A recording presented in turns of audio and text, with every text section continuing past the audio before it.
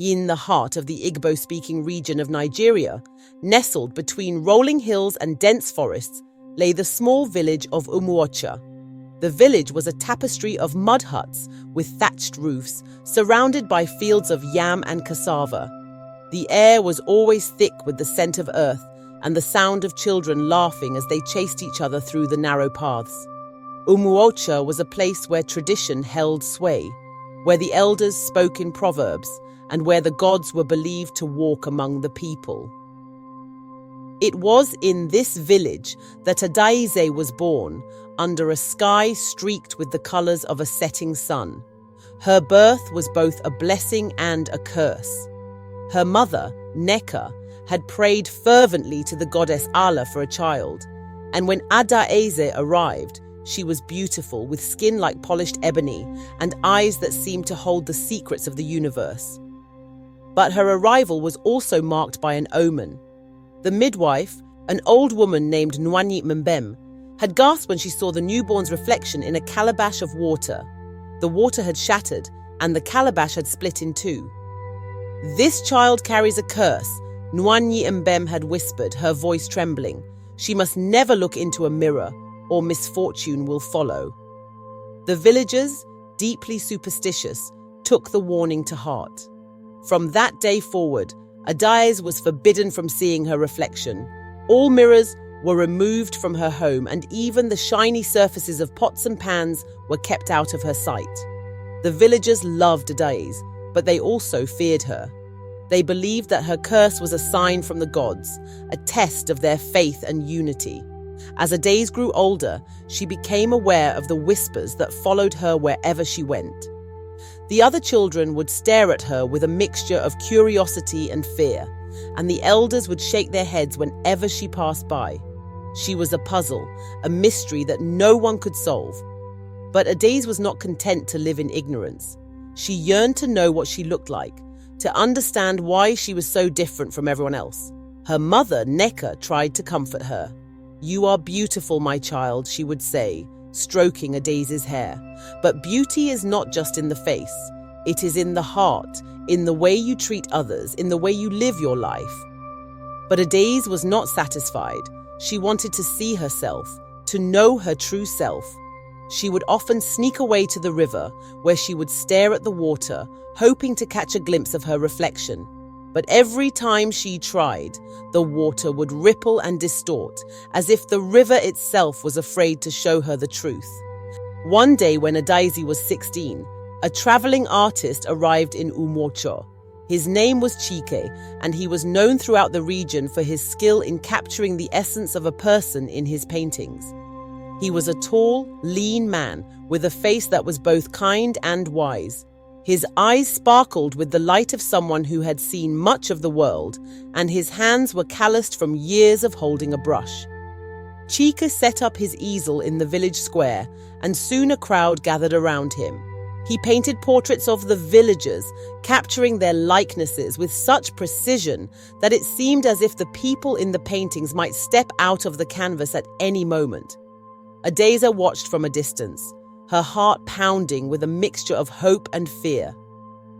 She approached Chiki cautiously, her hands trembling. "Can you paint me?" she asked, her voice barely above a whisper.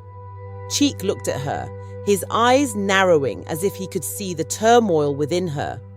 "Of course," he said, "but why do you look so afraid?" Adaeze hesitated. She had never told anyone outside the village about her curse. But there was something about Chike that made her feel safe, as if he could understand her in a way that no one else could. "I have never seen my reflection," she confessed. "There is a curse on me. If I look into a mirror, it will shatter, and anyone nearby will be struck with bad luck." Chike listened intently, his expression thoughtful. "A curse, you say? But curses are often just stories, told to keep us from facing our fears. Perhaps it is not a curse, but a test of your courage, of your willingness to see yourself as you truly are." Adaeze felt a spark of hope ignite within her. "Do you think so?" Cheek nodded. "I do, and I will paint you, Not just as you appear on the outside, but as you are on the inside. But you must be brave, Adaeze. You must be willing to face whatever the painting reveals. Adaeze took a deep breath and nodded. I am ready. Jiki set to work, his brush moving swiftly across the canvas. Adaeze sat still, her heart racing as she watched him. The villagers gathered around, their whispers growing louder as they realized what was happening. Some of them tried to stop Cheek, warning him of the curse, but he ignored them. Hours passed, and the sun began to set, casting a golden glow over the village. Finally, Cheek stepped back from the canvas and turned it around so that Adaeze could see. She gasped. The painting was unlike anything she had ever seen. It was not just a portrait of her face, but a depiction of her soul. Her eyes were filled with a mixture of fear and hope, her lips curved in a tentative smile. The colors were vibrant, yet there was a softness to them, as if the painting was alive. This is you, Cheeky said softly. This is your true self. Adaeze felt tears welling up in her eyes. For the first time in her life, she saw herself, not as a cursed child, but as a person with hopes and dreams, with fears and doubts. She saw the beauty that her mother had always spoken of, not just in her face, but in her spirit. The villagers were silent, their fear replaced by awe.